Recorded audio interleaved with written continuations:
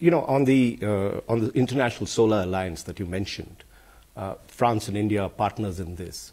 But soon after President Trump took over, he decided that US wouldn't be part of that deal. Though you had made brave words at that time and said that let's make the planet great again, isn't this a very serious setback? Look, I think that's a very serious setback for the US federal government, but not for the US itself, I would say. For me, the private sector, the states in the United States are deeply committed to this fight against climate change.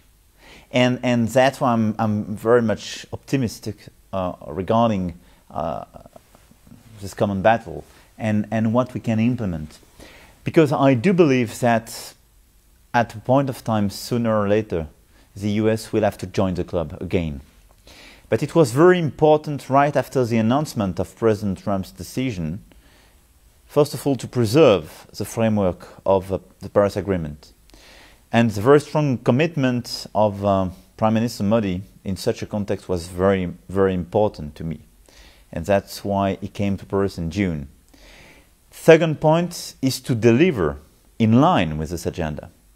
Because a lot of countries announce they support this agenda without delivering and without implementing for themselves or in the region consistent actions or consistent action plan.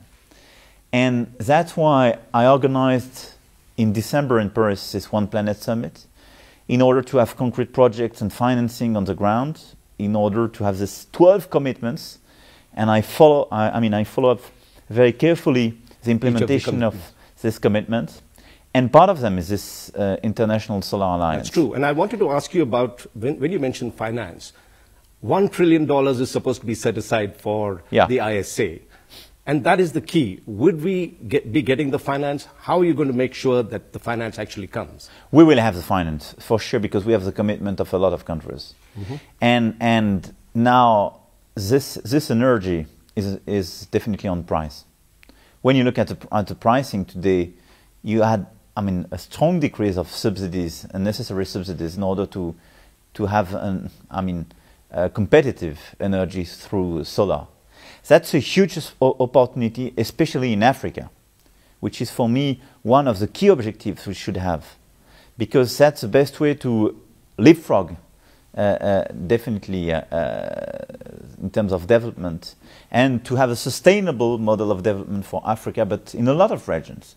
That's a huge opportunity for India, and together with Prime Minister Modi, we will go and inaugurate a big project in Benares involving Indian and French players.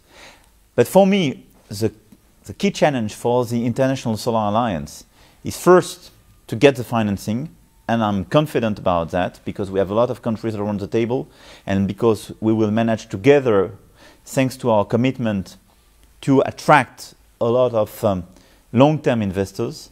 But second is to have a list of very important and credible projects.